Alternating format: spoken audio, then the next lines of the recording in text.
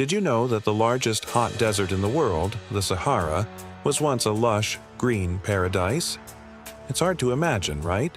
But rewind the clock by about 11,000 years, and you'd find a completely different landscape.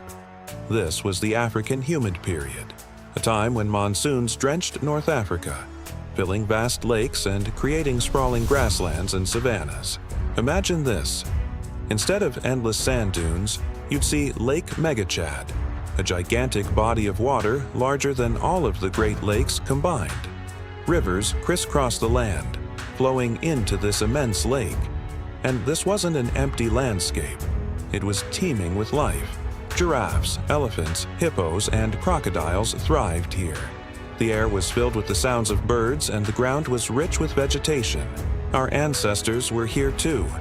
Rock art discovered deep within the desert, in places like Tassili Nadjer in Algeria, shows people swimming, hunting, and herding cattle. These incredible paintings are like a time capsule, giving us a window into this green Sahara. They depict a vibrant society, a world so different from the one we see today. So, what happened? How did this green paradise turn into the arid desert we know? The answer lies in the stars, or more accurately, in the Earth's orbit. Our planet doesn't just spin like a perfect top. It wobbles on its axis, and its orbit around the Sun changes shape over thousands of years. These are called Milankovitch cycles. Around 5,500 years ago, a subtle shift in the Earth's tilt changed everything. This tilt, known as axial precession, affects how much solar radiation the northern hemisphere receives during the summer. As the Earth wobbled, the northern hemisphere began to receive less summer sunlight. This weakened the West African monsoon, the engine that had powered the green Sahara. The rains became less frequent and less reliable. The change wasn't overnight, but on a geological timescale, it was incredibly fast. Over a few centuries, the life-giving rains retreated south. The vast lakes started to shrink, and the rivers began to dry up. The lush grasslands withered, and the savanna slowly gave way to scrubland, and then to sand. The green Sahara began its transformation back into a desert. As the environment changed, so did the life within it.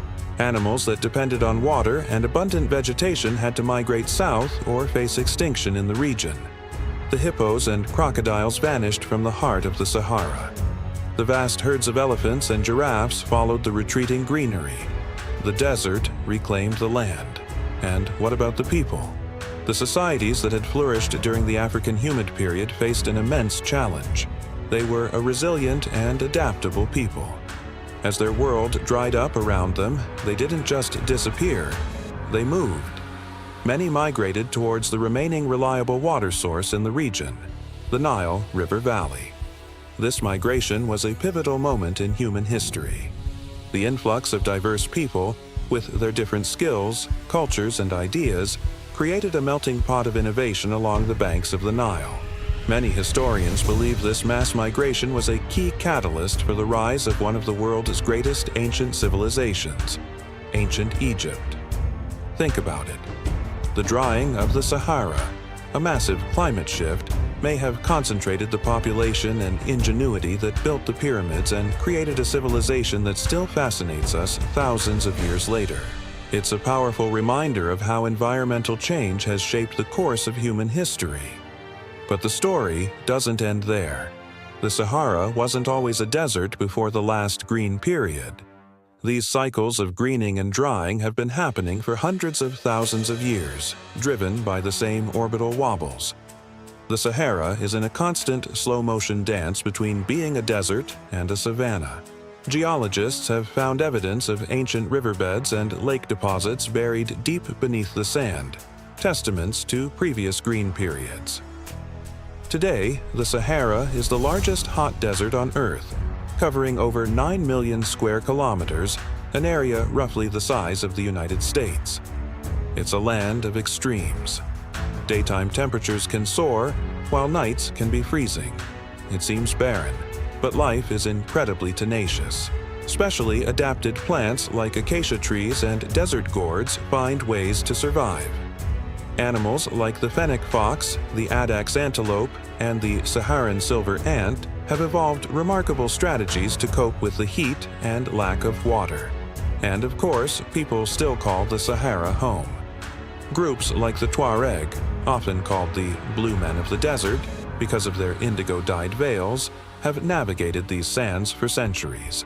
Their deep knowledge of the land, the stars, and the subtle signs of life is a testament to human resilience and adaptation in one of the planet's harshest environments. So, what does the future hold for the Sahara? Interestingly, recent studies have shown some signs of greening at the southern edge of the desert, in a region called the Sahel. Increased rainfall in recent decades has led to more vegetation in some areas. Is this a sign that the Great Desert is beginning another transformation? Well, it's complicated.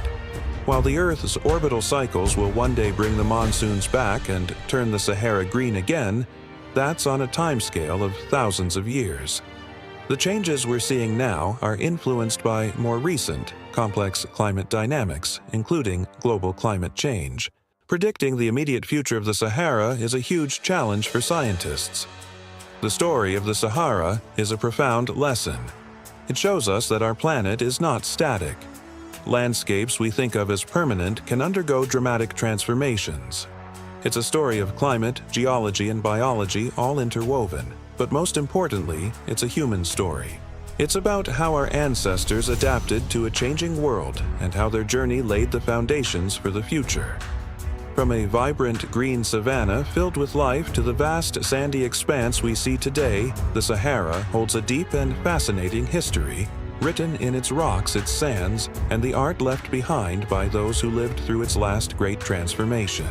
It reminds us that even in the most desolate places, there are stories of life, change, and incredible resilience. Thank you so much for joining me on this journey through time. If you found this story as fascinating as I do, please hit that like button and subscribe for more adventures into our planet's incredible past.